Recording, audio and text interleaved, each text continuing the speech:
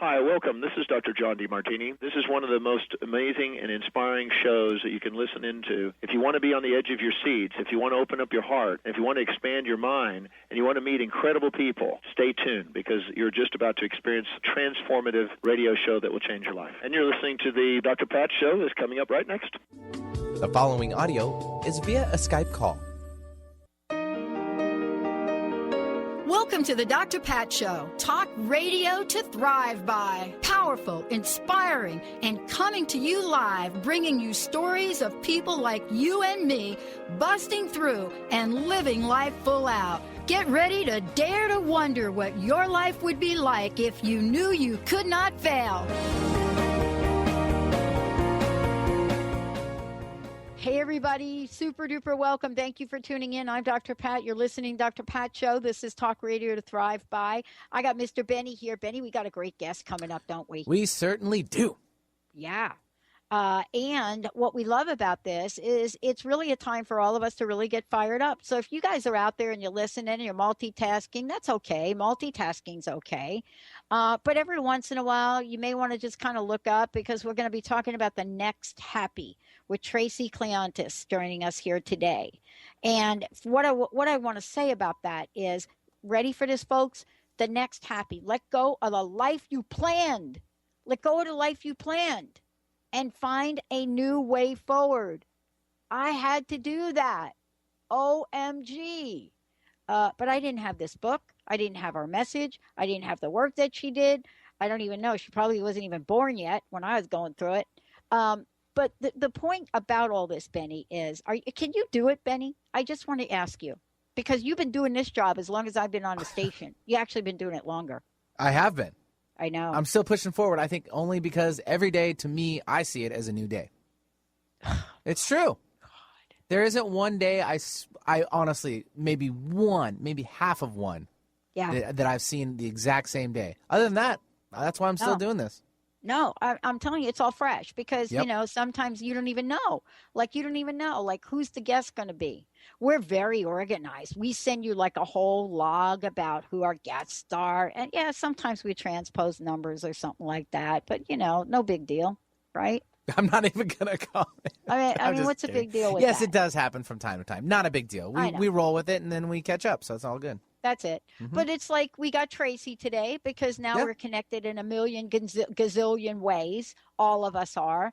And here, this is what I love. Let go of the life you planned and find a new way forward. I love that. And here's what I want to say, and I can't wait till she talks about this, is I never knew that if I did not do the letting go thing, and I mean that, if I did not stop and think, oh, man, I'm pushing, perhaps I should let go, right? I didn't know this because I didn't know Tracey at the time. I didn't know that the universe was not going to let up on me. It was going to get my attention one way or another. And I want to say that the one way or another is not exactly joyful.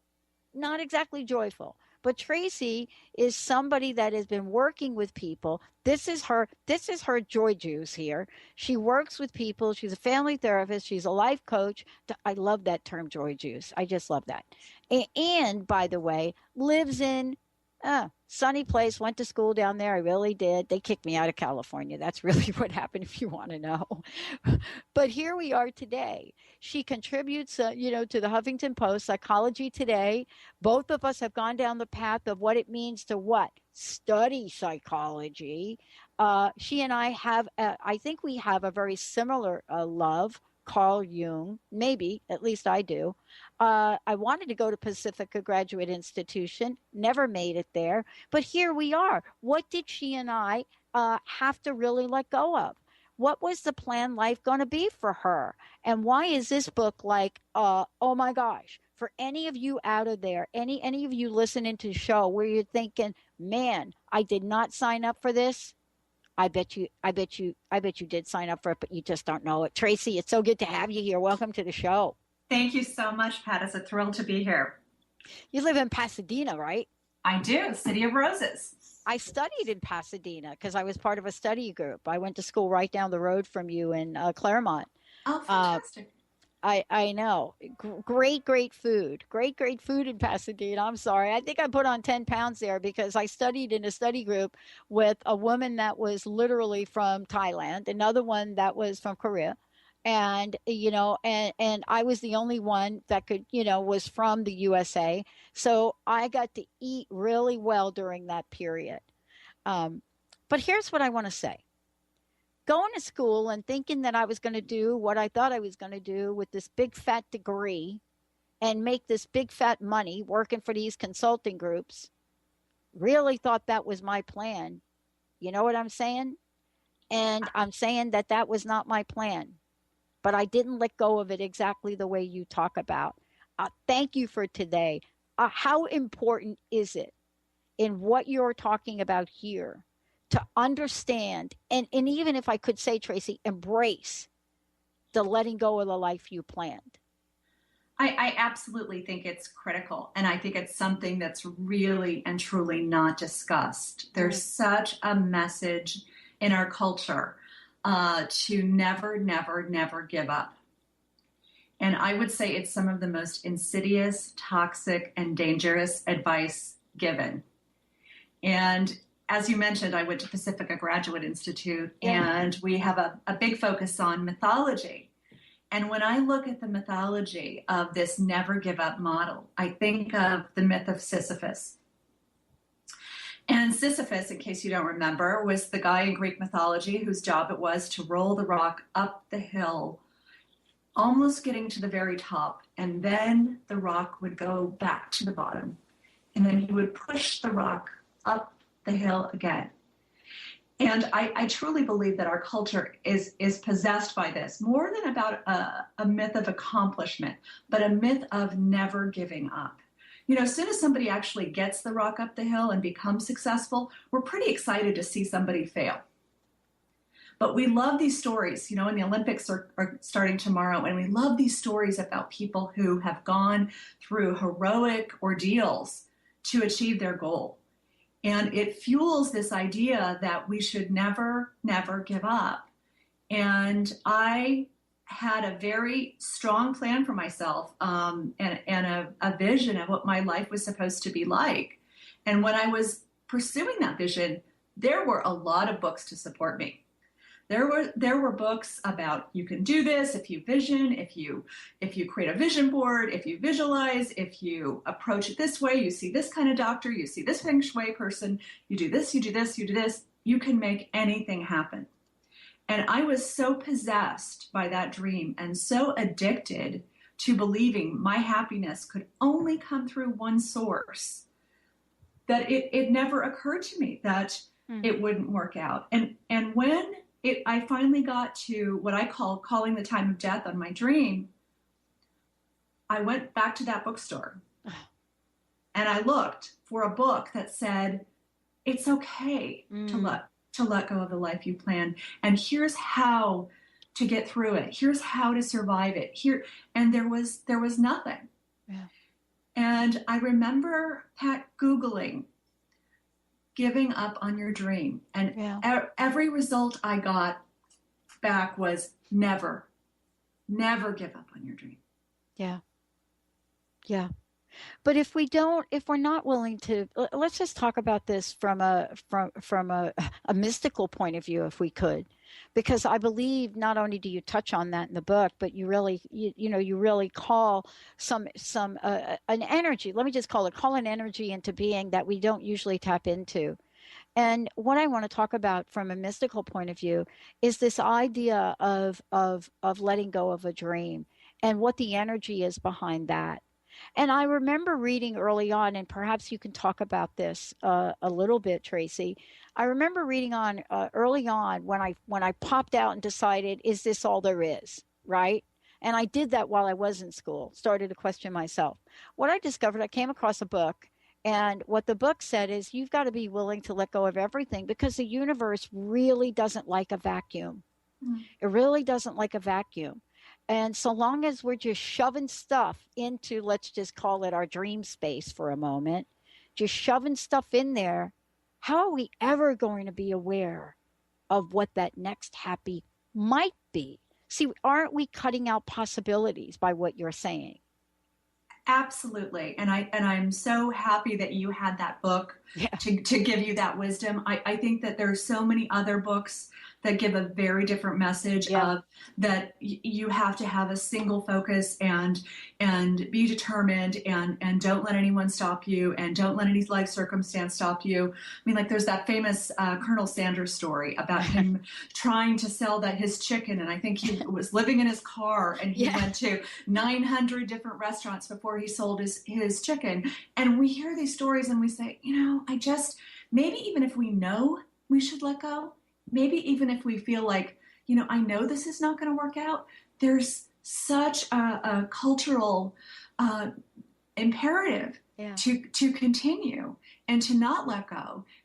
However, my premise is that in letting go, even though it's extraordinarily painful, and I talk a lot about that in the book, that the grief that comes with it is part of what's necessary to get to your next happy.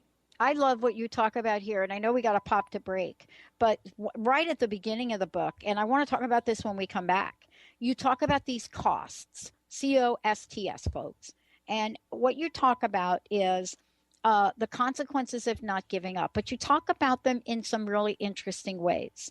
You talk about the physical, the psychological, and then you talk financial, relational. But I love when you start to come on, you really hone in on this now, integrity costs, spiritual costs. And the reason that I want to talk about this when we come back is because I was holding on to an idea for myself that I'm not quite sure was even my idea. And I was holding on to it, this idea of finishing school and going back into corporate America and working for, big consulting firm and so forth and so on. And I was holding on to it. But what happened was this. I dialed the wrong phone number into a radio show. Now, what is it about us that is able to let go even a little bit to kind of let that thing in? But then what happens when we go right back and want to grab right onto it again? What is the pathway? And this is what we're going to talk about.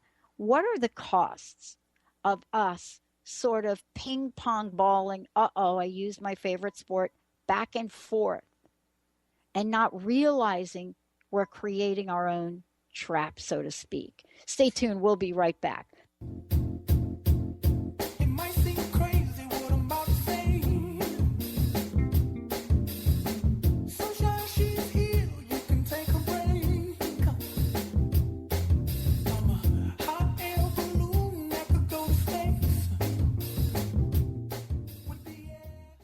Tune in to The Truth is Funny with Colette Steffen each Wednesday at 8 a.m. Pacific, 11 a.m. Eastern on TransformationTalkRadio.com. This hit show will have you thinking outside the box and riding the wave of infinite potential. Join Colette on the Higher Self Network, inspiring listeners to shine their brilliance and ensure success while roaring with laughter as they recognize the humor of the giant cosmic joke. Visit thetruthisfunny.com.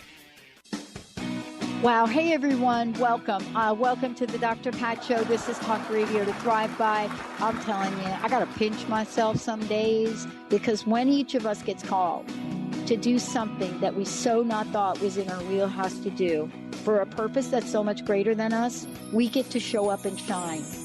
If you would like to show up and shine on the Dr. Pat Show as a co-host or sponsor, send us an email to inspire@thedrpatshow.com. Tune in to the Angels and Answers Psychic Radio Show with clairvoyants Artie Hoffman and Sky Siegel every Thursday for a 2-hour show, 2 p.m. Pacific, 5 p.m. Eastern Time on Transformation Talk Radio. Artie and Sky deliver spiritual and motivational messages with passion and a sense of humor. Call in 800-930-2819 for live and on-air readings. Visit artiehoffman.com and skyofangels.com. Are you anxious, worried, or insecure? Hi, I'm Dr. Friedman Schaub. I'm the author of The Fear and Anxiety Solution. Join me for my next breakthrough video seminar, which starts on September 10th. This program has helped thousands of people worldwide to overcome their struggles with anxiety, and I'm certain it can also help you. If you're ready to be free again and have a stronger foundation of inner peace and confidence, visit thefearandanxietysolution.com.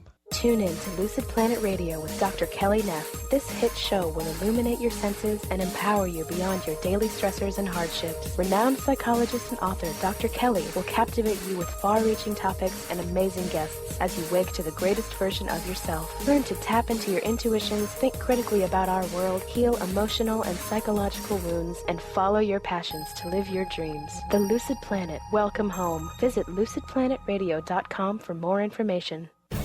Are you ready for a game changer? Sarah Westall is bringing you Business Game Changers Radio. Sarah brings you leading experts, visionaries, and newsmakers who provide the best commentary on big issues and cutting-edge innovations. Sarah's 20 years as a business executive will help you think like an entrepreneur with expertise, energy, and attitude. Tune in to Business Game Changers Mondays at noon Pacific, 3 Eastern on TransformationTalkRadio.com.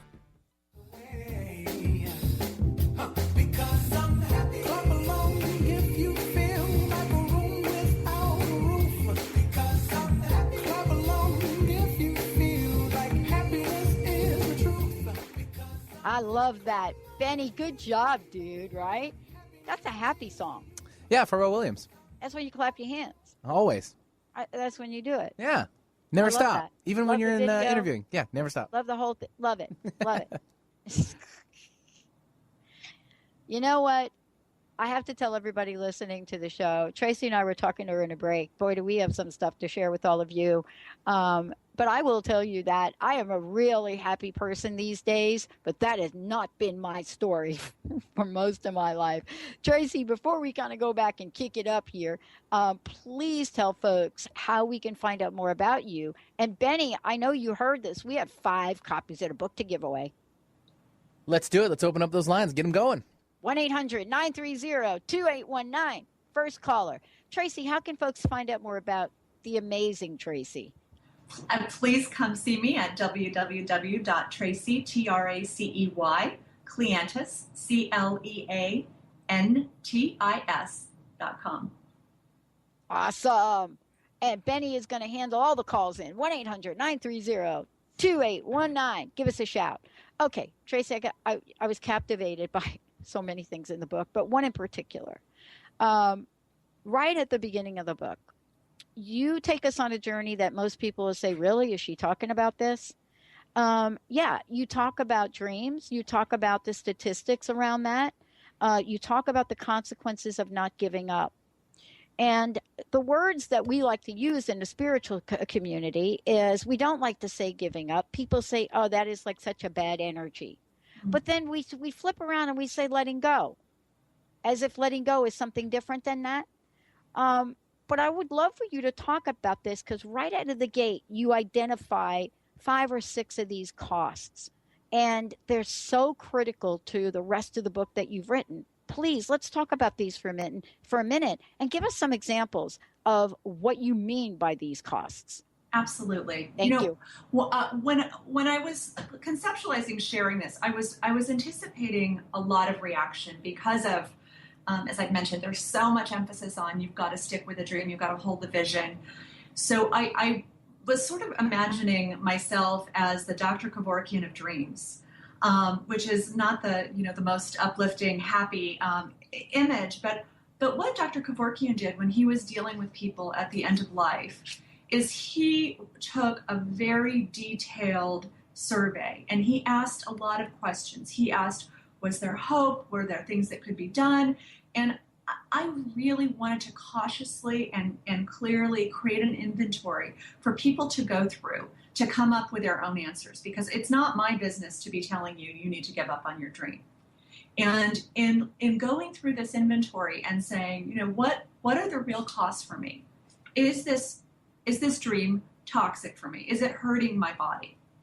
And there's a lot of evidence in research on people who don't disengage from goals that aren't happening, that there are physiological consequences, that there is increased insomnia, there is increased risk for hypertension, for heart disease, for diabetes. And you wouldn't sort of imagine that as a physiological cost, but very often when I spoke to people for this book, people did report they were sleeping less, they had more insomnia, they were more stressed, they had more physical issues. And that's something I saw again and again. Now, certainly my dream was to have a child of my own, and I went through lots and lots of infertility treatment.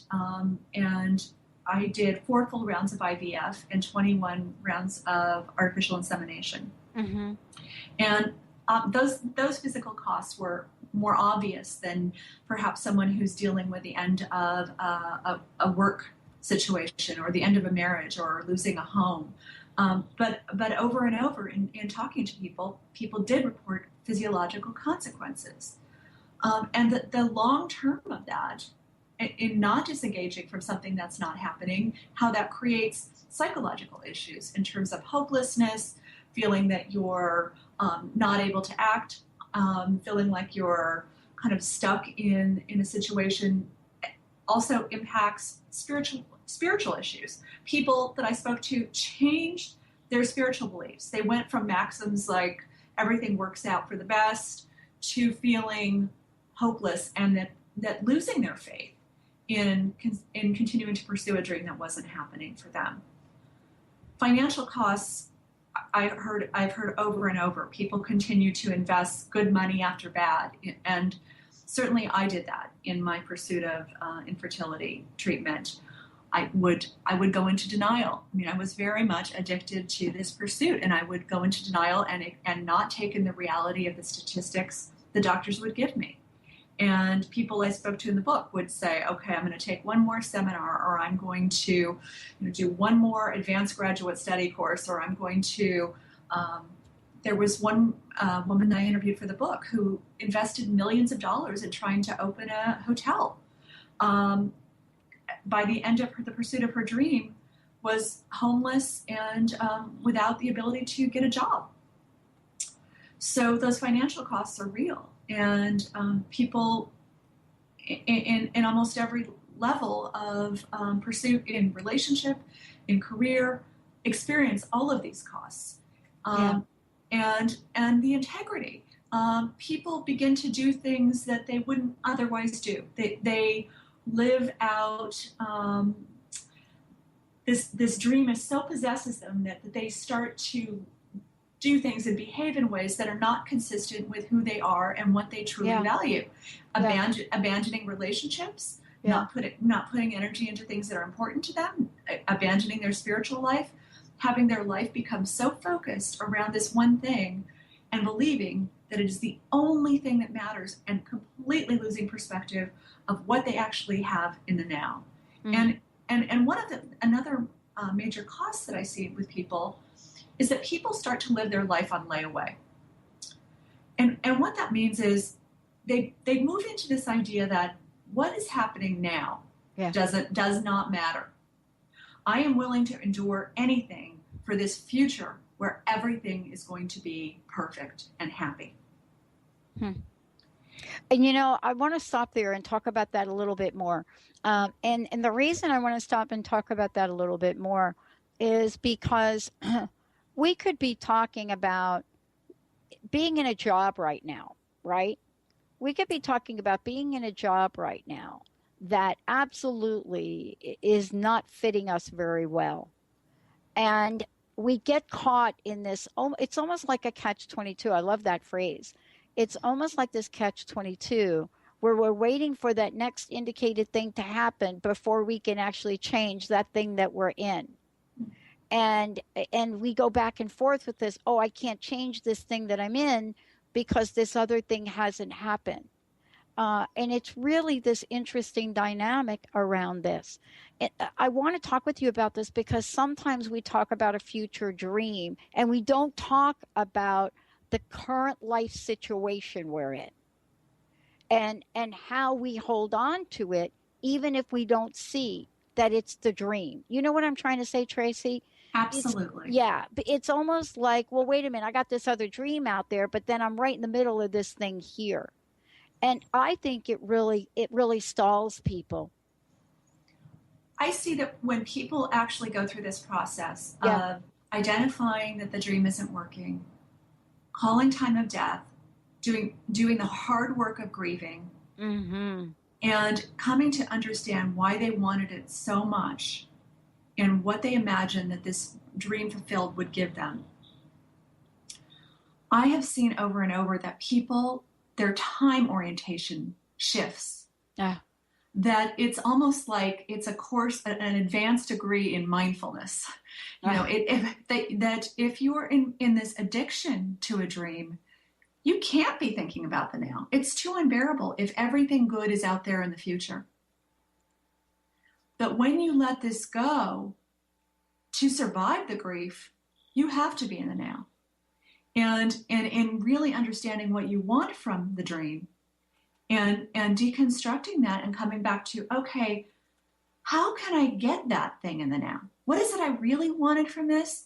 And how is that possible right now without anything else happening? Wow. Well, we're going to take a short break. When we come back, we're going to talk with Tracey about the idea of, facing this sadness, but more importantly, do we ever get underneath the true reasons why we wanted what we wanted? Do we ever get underneath that? It really took me the possibility of not having that happen, not being that consultant that I thought I was going to be, and getting underneath why that was important to me at the time. And what happens when you do discover it? This is what I want to talk with Tracey about when we come back, because most importantly, when we talk about this upon returning, and we talk about the stuckness that completely suffocates us from hanging on, consciously and subconsciously, what is it? What is it that Tracey offers us to the next happy? Stay tuned, everybody. We'll be right back. You'll never feel happy.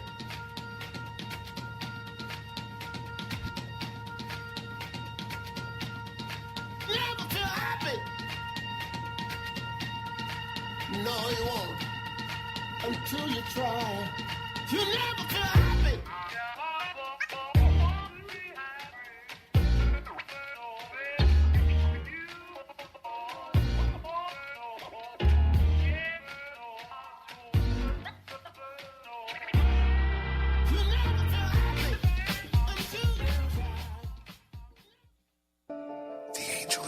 TheAngelLady.net. TheAngelLady.net. TheAngelLady.net. 1-800-323-1790. 1-800-323-1790. Sue Storm. TheAngelLady.net. Chris Stanis is a spiritual leader and healer and teaches a course on how you can transform your life through a meditation and healing system that will manifest your spirit's dreams. She manifested the Women of Wisdom Conference, the Women of Wisdom book, and this radio show. And she can show you how to change your life too. Are you ready? Visit the website and contact her at voicesofwomentoday.com. That's voicesofwomentoday.com. What is a brilliant culture? And how do we create them? Why are they important? Claudette Rowley has created a breakthrough 5-step process to help you design a culture that is authentic, innovative, and successful. Learn how to create change with Cultural Brilliance Radio, the DNA of organizational excellence, and Claudette Rowley. To learn more or work with Claudette, visit ClaudetteRowley.com. Hi, this is Leslie Fontaine. Many of us have patterns that have been long held in our field. We attract the same energies, take the same jobs, go to the same toolkits of experience and survival. That is a lot of what patterns are about: security, safety, and survival. Even if they don't work, at least we understand them. But destiny, Even the word sounds boundless. It comes from your soul essence, a completely different place. When we listen to the guidance coming to us, that is where it is taking us. Let's go. Are you ready to shift into your best life?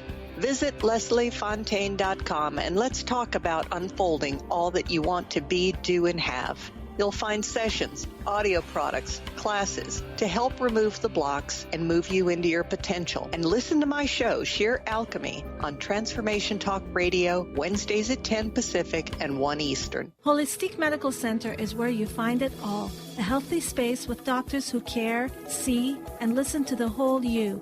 Hi, this is Dr. Darvish. If you have not found an answer to your chronic symptoms, you will find answers here at Holistic Medical Center. Our doctors find the root cause of your symptoms and guide your body towards healing naturally. We transform lives from within. Visit drdarvish.com or call 425-451-0404.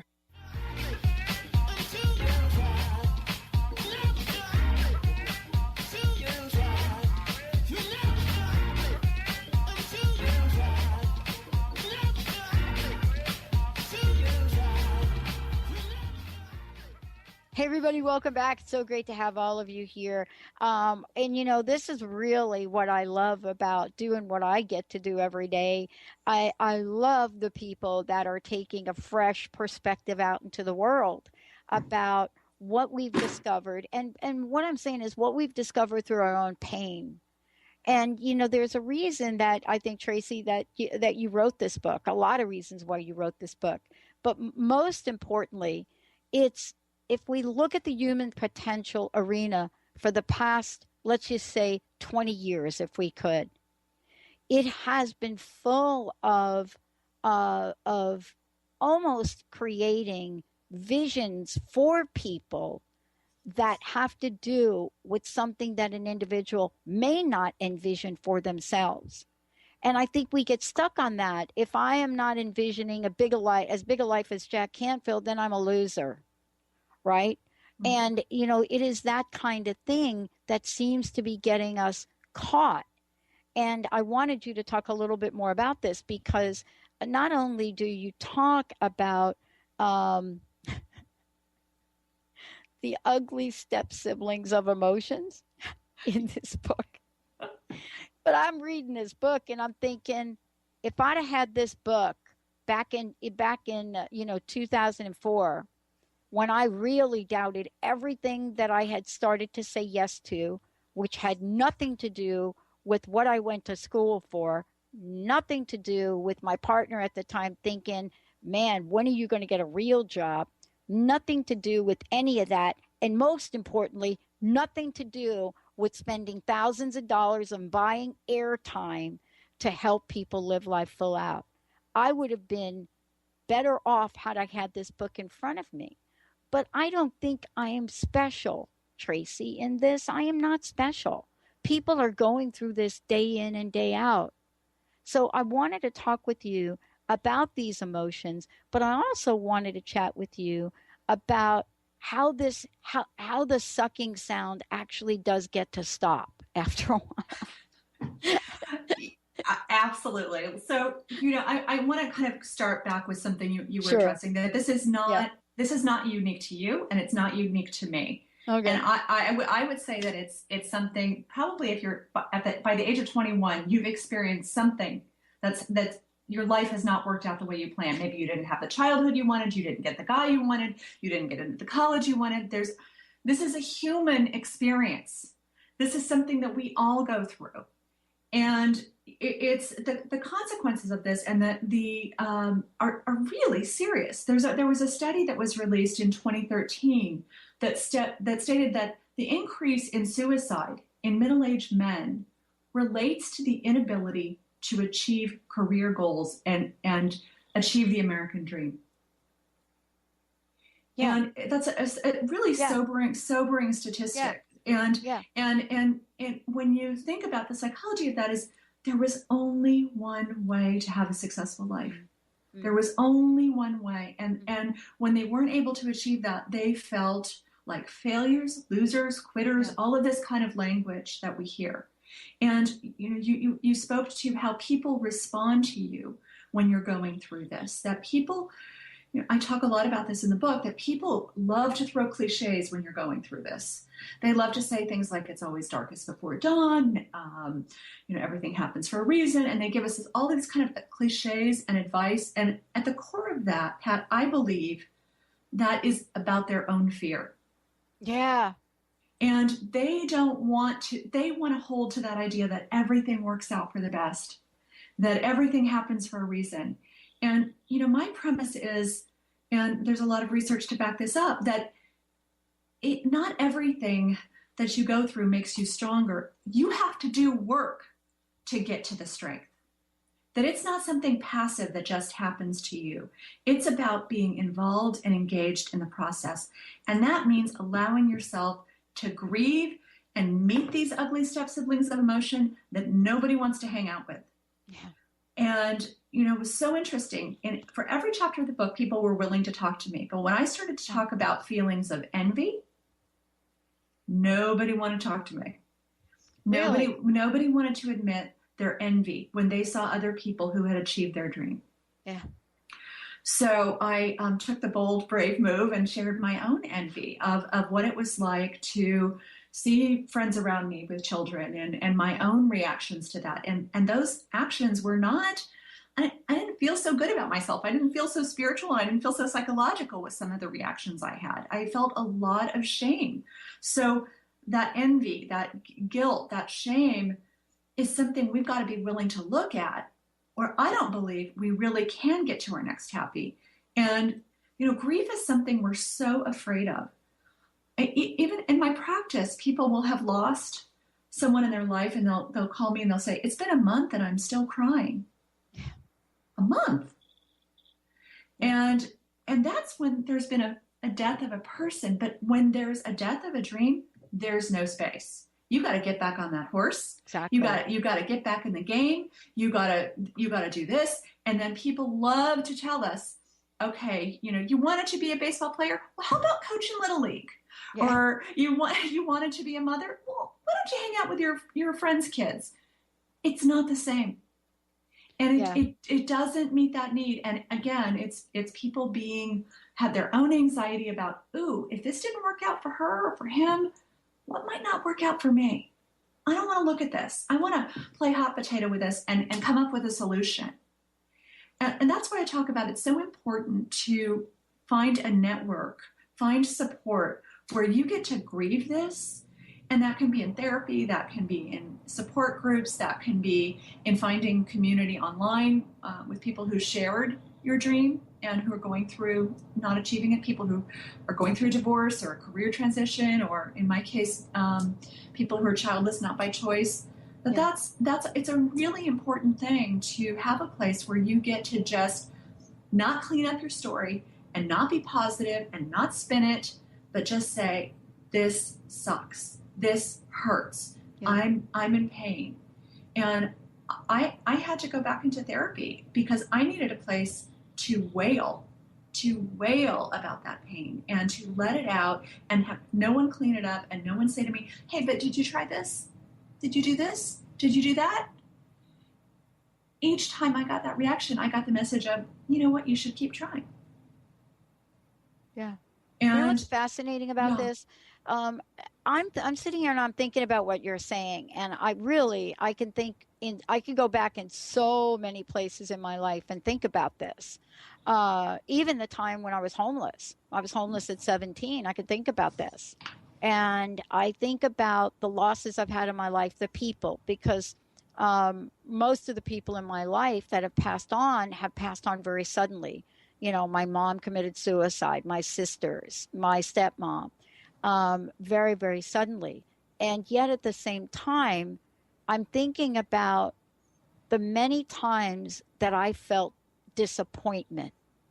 And I think disappointment is right up there with resentment as being like the up at the top of the list of toxicity, if I could say that, just right up at the top. But then I remember this, Tracey. I remember shortly thereafter going through, and I wish I could say a long grieving process, but grieving. But shortly thereafter, stepping away from something and saying, okay, I guess I'm not going to go back to school. I guess I'm not going to study psychology. I mean, I was rejected by 30 schools. Why would I hold on to that dream? I had done everything that I possibly could. And when I let go of that, I got a letter from Claremont who put me on a waiting list. But I can point to so many of those times. And here's what's interesting. Even in the world we're in today, Tracey, I want to ask you your advice on this. Even in the world we're in today, I find myself, even in this great team of people I work with and what they're building here, we're not building this because we have nothing better to do. And, we see this as a profit center, because it's actually not. But we're building something because there's a vibration and something calling us forward. But every once in a while, Tracey, we have to stop and say, we may have to let go of this. And I wonder about that, because my human potential friends say, don't do that. You're inviting something devastating to happen to what you're building. And I guess I don't feel like that. So can you see the confusion that one might have? If I'm supposed to hold on to a vision and a dream, then am I sabotaging it by contemplating it not being here? Did that make any sense right there? It does. Okay. And I think that when you've gone through this and again, really engaged with the process, I believe and have seen over and over in people that there's a shift from dreams being what I call big D dreams to little d dreams. And, that may not sound as sexy or as committed, but I think that there's a kind of looseness with it. There, in working through this and learning the lessons of how to get to your next happy, that you can approach a dream and say, I want this, I would like this, but what the shift is not, you're no longer, this is the only way it can happen. I have to have it work this way or I'm not going to be happy. This is the absolute only way that's working. And so in opening to that and having some spaciousness around that, you actually get to have more potential. Perhaps if it doesn't manifest in this one given way, something better might open. The core of the desire can come about in another way. Mm. I have plenty of little d dreams, but none of them I'm not addicted to any of them. Mm. I can. Thank you for that. Addicted. I love that. Yeah. I can be, I like this, but I also know that I don't know what achieving that dream might cost me, what it might prevent for me. I never imagined the kind of happiness that I have now. I didn't know that it was possible. And I think almost daily of a quote by Truman Capote that more tears are cried over answered prayers than the unanswered. And if my life had turned out as I was working and determined and addicted to manifesting, I would not have this extraordinary happiness I have now. I would not have the relationship I have. I would not have 2 books. I would not have the practice I do. I would not have this life in this new home. My life would be very different. There would be wonderful things that would have come from that, but it would have also blocked a lot of good for me. And I want to talk about we're going to skip break because I want to get back to the word addiction. I never thought in the time that I would be on this planet doing what I do that the word addiction would come up in so many places.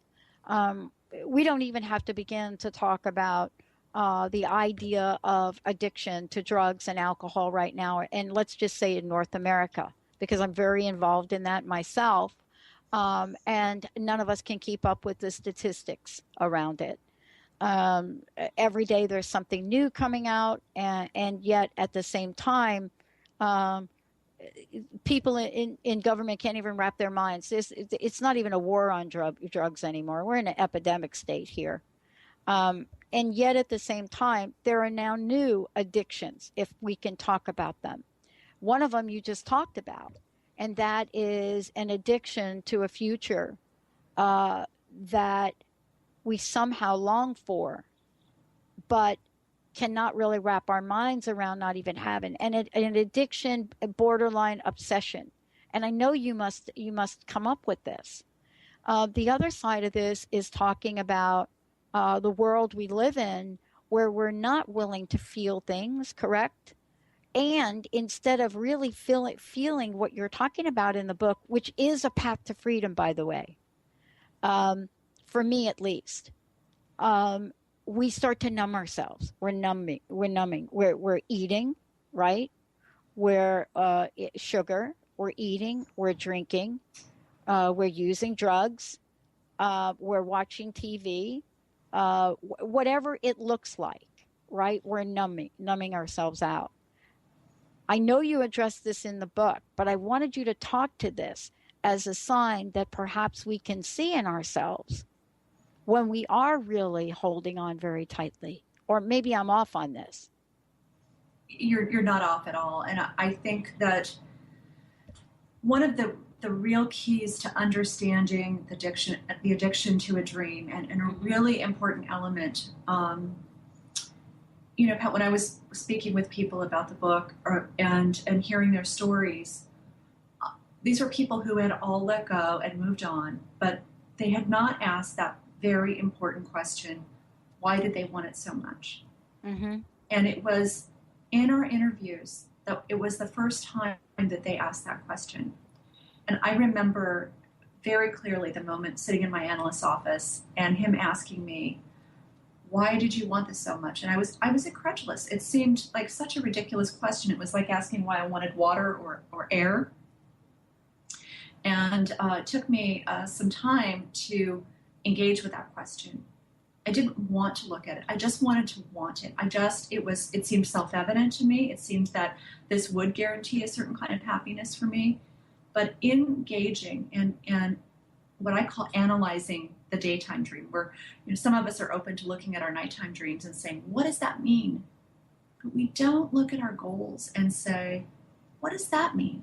Why are we possessed all of a sudden with a goal to sell a screenplay, or to marry this person, or to have that house on the lake? What's the unconscious fantasy? What do we imagine it's going to give us? And in not facing that and not looking at the core of, I believe this thing is going to give me this. If I get into Harvard, my dad will love me. If I become the next Oprah, no one will be able to criticize me, and I'm going to have power and feel security for the rest of my life. There's always something underlying the desire. If I have this, then I will be that. And in looking at that, we get to look at the insanity, if you will, of the dream. It's not that satisfying for dad to only love you if you get into Harvard. It really doesn't feel that good. Right. And becoming the next Oprah is not going to give you what you imagine it will. And so deconstructing that and saying, you know what? The truth is that dad's a narcissist and I can do whatever, and I'm likely still not going to get that love, and I need to grieve that and move on and find other places to get love in my life. Yeah. I need to look at that, how I want this experience of being the next Oprah to give me that kind of security. Well, what security am I really after? What is it I really want? And looking at the core of that begins to break apart the idea that there's just one way to get it, and or that this dream will give you what you actually imagine it will. Yeah. I don't think we're saying, and maybe we are, but I think we should stop for a minute and chat about it. Are we saying not to dream? Dream. Dreams are, I love nighttime dreams. I love daytime dreams. My background is in Jungian psychology. I work with dreams every day. I love dreams. What I don't want us to take our dreams at face value. If we're dreaming at night about being on a motorcycle and jumping the Grand Canyon, it doesn't mean we should do that. And if we're dreaming that we're going to be the next winner of American Idol, maybe that's not what we're supposed to do either.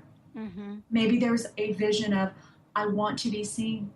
Maybe there's a vision of, I want my voice to be heard.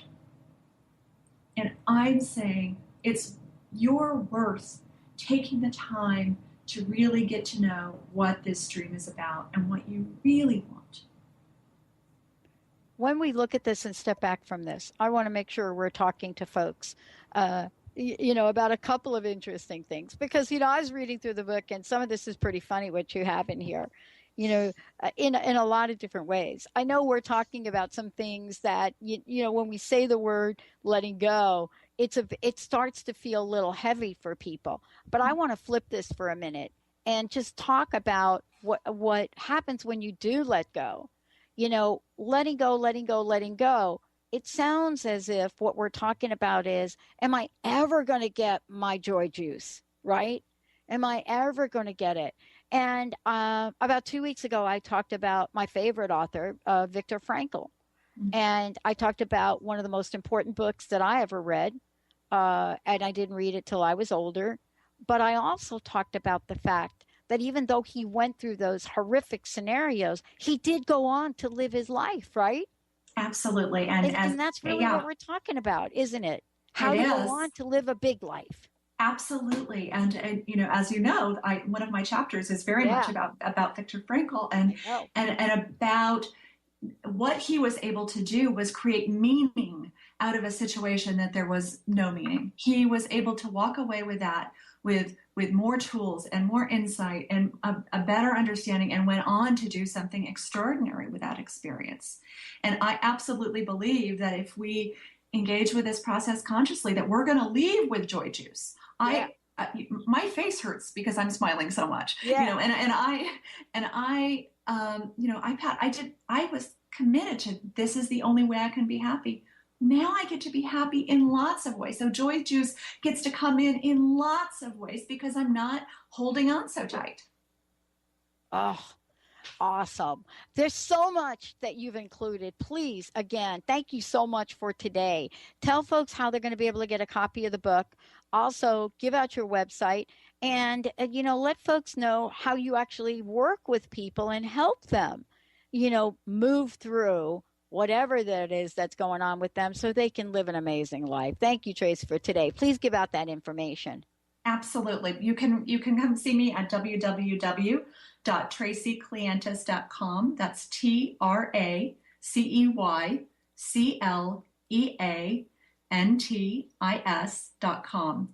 And you can find The Next Happy everywhere books are sold. It's available Amazon, Barnes & Noble, local booksellers. And I do offer psychotherapy and life coaching to help people get to understand what they actually want from their life, what they actually want from their dreams, and for sure giving a space for people to grieve this consciously so they can get to the other side where the joy juice waits for them. And I'm very excited to announce that my next book is coming out in spring 2017, published by Hazelden, and it is temporarily titled "Self-Care is Not a Stupid Candle: How to finally take care of yourself in every area of your life." And this very much came out of, I wanted to take care of a child. That's what The Next Happy for me was wanting this child to take care of, and really engaging with that dream. I came to realize I needed to take care of myself, and hence this next book. So that's my joy juice of the moment. Awesome. Awesome. Awesome. I want to thank you so much. Again, website. Thank you for all that you do. Thank you for writing this book. And thank you for allowing us to let go of those things that just don't serve us anymore. Thank you so much. Website again, please, Tracey. www.traceycleantis.com. And please, I hope you will come back when your next book is ready. I will be here. Thank you so much for having me. It's been a thrill. Awesome. You rock. And the books, by the way, for folks out there, I know a lot of you listening live, but a lot of you are listening in our replay or not live. The Next Happy is the name of the book. If you would like a copy of this book and you have not called in, email me, info, at thedrpatshow.com, or go to our website, thedrpatshow.com or Transformation Talk Radio. Put your name in the comments section, and we will get the first 3 people at the top. We'll get you a book. All right, everybody, stay tuned. Got Sue Storm, the Angel Lady, coming up next.